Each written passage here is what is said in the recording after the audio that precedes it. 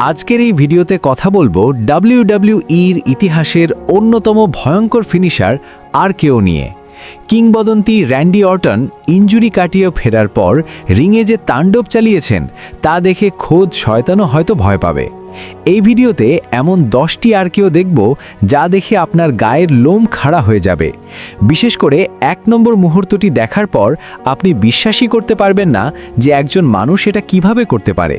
তাই 1 সেকেন্ডও মিস না করে পুরো ভিডিওটি দেখুন, কারণ আজ ভাইপারের বিষাক্ত ছোবলের উৎসব হবে। আমরা শুরু করছি 10 নম্বর থেকে। রিংয়ে যখন জাজমেন্ট ডের ডমিনিক মিস্তেরিও নিজের চাতুর্য দেখানোর চেষ্টা করছিলেন, তখন তিনি ভুলেই গিয়েছিলেন তার সামনে কে দাঁড়িয়ে আছে।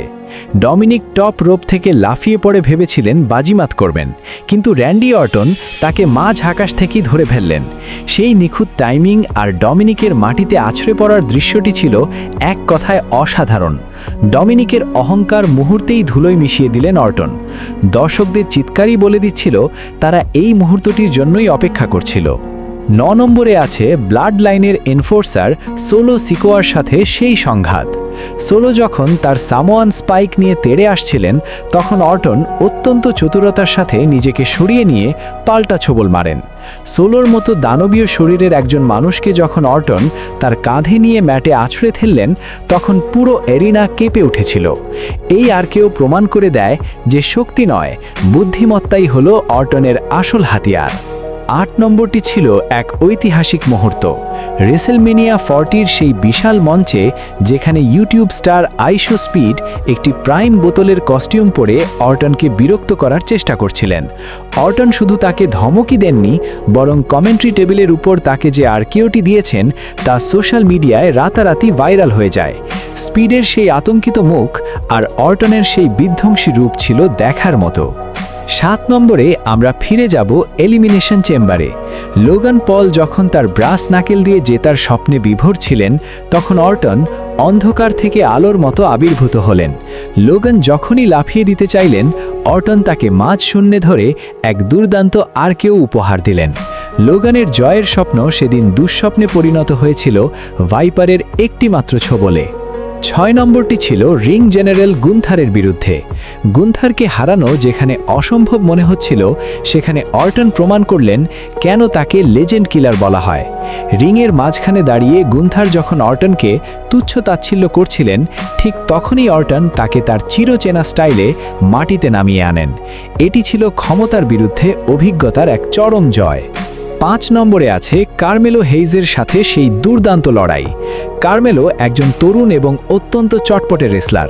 তিনি তার গতি দিয়ে অর্টনকে বিভ্রান্ত করতে চেয়েছিলেন, কিন্তু ভাইপারের চোখ এড়ানো কি এতই সহজ?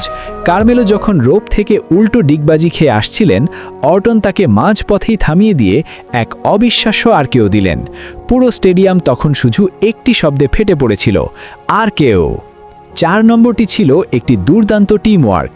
কেভিন ওয়েন্স এবং র্যান্ডি অর্টন যখন অস্টিন থিওরি এবং গ্রেসন ওয়ালারের বিরুদ্ধে লড়ছিলেন, তখন তারা একটি ডাবল টিম RKO প্রদর্শন করেন।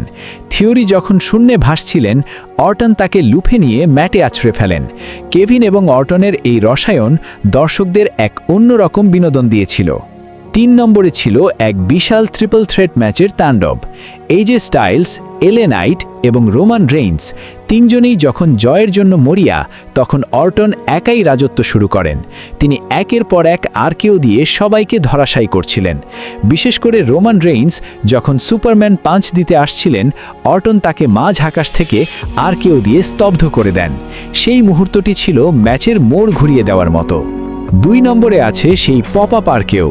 কেভিন ওয়েন্স যখন প্রতিপক্ষকে পপ আপ পাওয়ার বম্বের জন্য উপরে ছুড়ে দিলেন, অর্টন সেখান থেকেই তাকে ক্যাচ ধরে RKO দিলেন। এটি ছিল এক অভাবনীয় টেকনিক্যাল মুভ। দর্শকদের চোখের পলক ফেলার আগেই শিকার মাটিতে লুটিয়ে পড়ল। এটি ছিল নিখুঁত পরিকল্পনা আর নিখুঁত বাস্তবায়নের এক দারুণ উদাহরণ।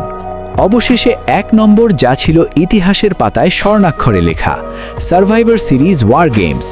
জেডি ম্যাকডোনা যখন স্টিল কেজ বা লোহার খাঁচার একদম ওপর থেকে নিচে পড়ার উপক্রম হচ্ছিলেন, অর্টন নিচে দাঁড়িয়ে তাকে লুফে নিলেন এবং শূন্য থেকেই RKO দিয়ে ম্যাটে আছড়ে ফেললেন।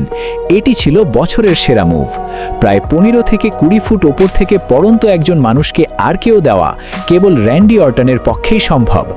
এই একটি মুভি প্রমাণ করে দেয় কেন তিনি দ্য ভাইপার এবং কেন তার আরকেওকে বলা হয় দ্য এন্ড অফ এভরিথিং। বন্ধুরা, এই 10টি অবিশ্বাস্য আরকেও মুহূর্তের মধ্যে কোনটি আপনার হৃদস্পন্দন থামিয়ে দিয়েছিল? আপনি কি মনে করেন র্যান্ডি অর্টনই ডাব্লিউডাব্লিউইর ইতিহাসের সর্বশ্রেষ্ঠ টেকনিক্যাল রেসলার, নাকি আপনার মতে অন্য কাউকে এই তালিকায় থাকা উচিত ছিল? আপনার মতামত আমাদের কমেন্টে অবশ্যই জানান। আর হ্যাঁ, যদি আপনিও র্যান্ডি অর্টনের একজন সত্যিকারের ভক্ত হয়ে থাকেন এবং তার এই প্রত্যাবর্তনকে সম্মান জানান, তাহলে ভিডিওটিতে একটি লাইক দিন এবং আমাদের চ্যানেলটি সাবস্ক্রাইব করে ভাইপারের এই তাণ্ডবের সঙ্গী হন। পরবর্তী ভিডিওতে দেখা হবে। ভালো থাকবেন। ধন্যবাদ।